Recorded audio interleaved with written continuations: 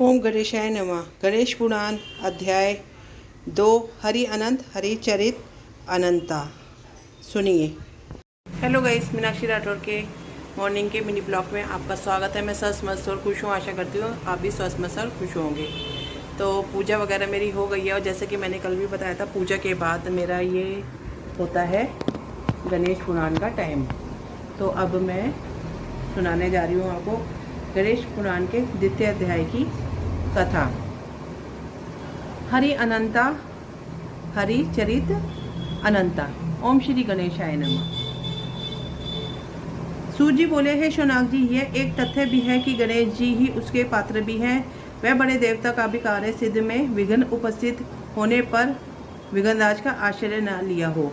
हे शौनक, वह देव भी बड़े दयालु हैं। नाम तो शिव का ही आशुतोष है, किंतु वह सर्वज्ञ सर्वात्मा और सर्वरक्षक प्रभु तो शिव जी की अपेक्षा भी शीघ्र ही प्रकट हो जाते हैं। उनका भक्त कभी भी किसी संकट में नहीं पड़ता। यदि प्रारंभ वशांत कभी किसी विपत्ति में पड़ भी जाता है तो गणेश्वर की उपासना करने पर उनके अनुग्रह से उनके समस्त दुख दूर होकर परम सुख की प्राप्ति होती है। शौनक ने कहा, हे सूर्य जी, हे महाभाग्य, हे प्रभु, मैं गणेश जी के विभिन्न चरित्रों का अध्ययन करना चाहता हूँ, तो मुझे बताइए कि किस ग्रंथ का अवलोकन करूँ। हे दया, मैं आपको तो उनके समस्त चरित्र विदित है। यदि आप ही उन्हें सुनाने की कृपा करें तो मेरा अत्यधिक उपकार होगा।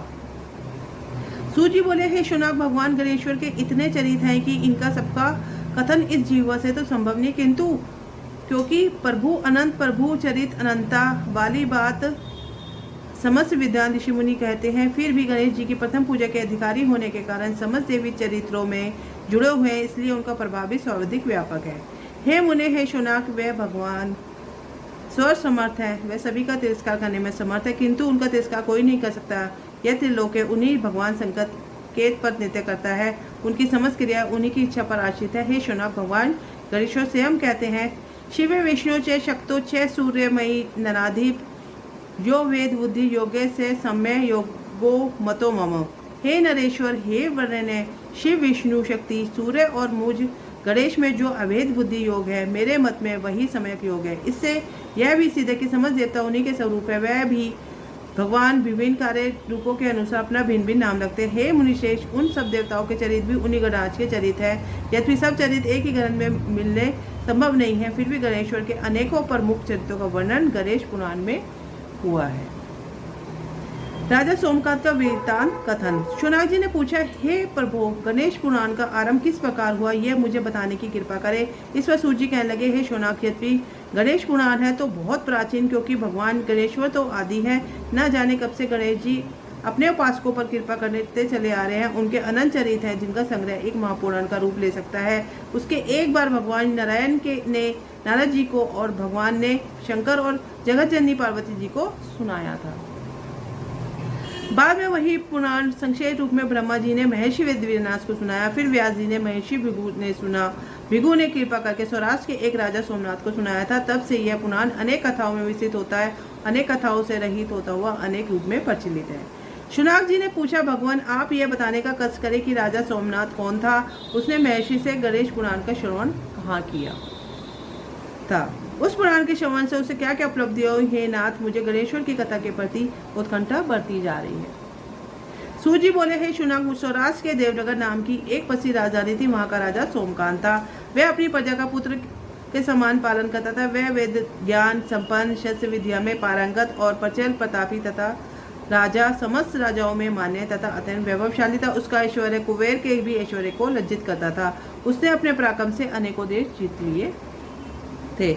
उनकी पत्नी अत्यंत रूपवती, गुणवती, धर्मज्ञा एवं पतिव्रत धर्म का पालन करने वाली थी। वह सदैव अपने प्राणनाथ की सेवा में लगी रहती थी। उनका नाम सुधर्मा था।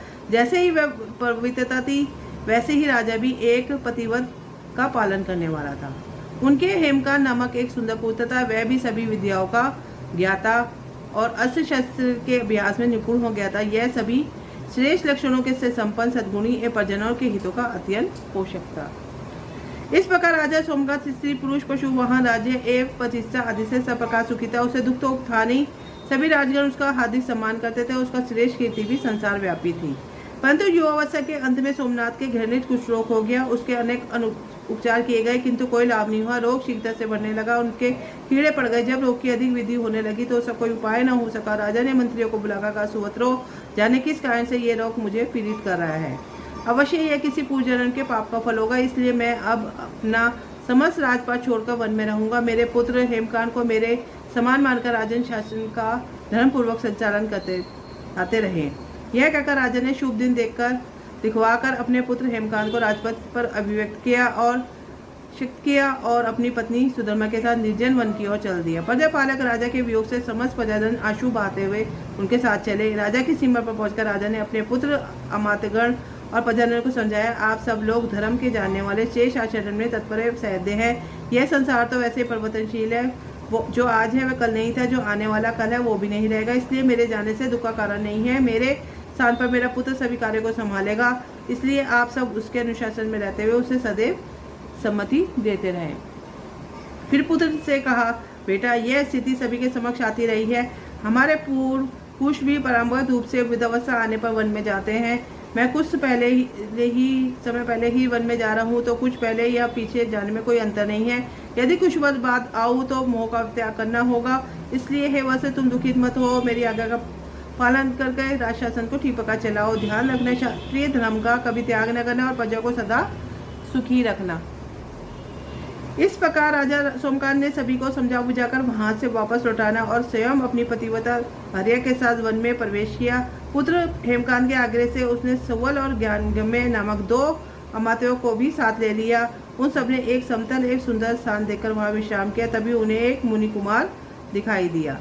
राजा ने पूछा, तुम कौन और कहाँ रहते हो? यह उचित समझो तो मुझे बताओ। मुनि बालक ने कोमल वाणी में कहा, मैं महर्षि भृगु का पुत्र हूँ, मेरा नाम च्यवन है, हमारा आश्रम निकट में ही है। अब आप भी अपना परिचय दीजिए। राजा ने कहा, मुनि कुमार, अपना परिचय पाकर मुझे बहुत बड़ी प्रसन्नता हुई। मैं स्वराज के देवनगर नाम का राज्य का अधिपति रहा हूँ। अब अपने पुत्र को राज्य देकर मैंने अन्य की शरण ली है। मुझे कुष्ठ रोग अत्यंत पीड़ित किए हुए है, उसकी निवृत्ति का कोई उपाय वाला हो तो कृपा कर मेरे को बताइए। मुनि कुमार ने कहा, मैं अपने पिताजी से अपना वृतांत कहता हूँ, फिर वह जैसा कहेंगे मैं आपको बताऊंगा। वह कहकर मुनि बालक चला गया और कुछ देर बाद में आकर बोला, राजन, मैंने आपका वृतांत अपने पिता को बताया। उनकी आज्ञा हुई है कि आप सब मेरे आश्रम में चलकर उनसे भेंट करें, तभी आपके रोग के विषय में विचार किया जाएगा। तो यह अध्याय यहीं पे पूर्ण होता है। कल इससे आगे का अध्याय हम दोबारा आरंभ करेंगे। तब तक के लिए ओम गणेशाय नमः। आपका दिन शुभ हो।